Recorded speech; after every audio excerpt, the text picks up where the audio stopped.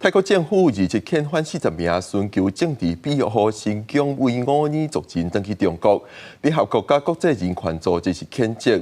联合国人权事务高级专员表示，这是明显违反国际法。中国外交部承认有遣返中国籍偷渡人员，而且强调是中国甲泰国双方合作打击违法犯罪。相片当中的卡车头壳拢互乌色的布砍掉咧，这是泰国移民轿车，载负40个在泰国寻求政治庇护新疆维吾尔族人，因伫17日透早遭到遣返回中国，这也遭到联合国甲国际人权组织的谴责，因为因烦恼这人被遣回中国了后，可能遭到酷刑、甲长期监禁的风险。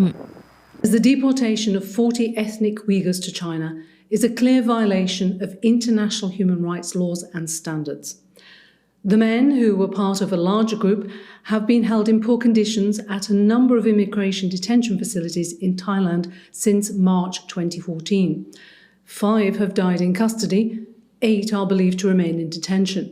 美联社报道指出，有300外维族人2014年越境为中国渡入泰国了后，伫办公被抓。泰国政府伫2015年违背因的意愿，将其中109人遣返回中国，嘛引起国际谴责。剩的173人，大部分是妇女甲囡仔，被送去土耳其；各53人滞留泰国寻求政治庇护。中国外交部承认有40位中国非法移民被遣返回国，强调这是中泰双方合作打击违法犯罪。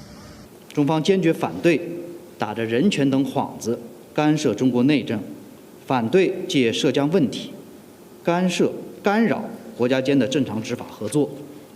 有关方面应停止炮制、散布涉疆的谎言谬论。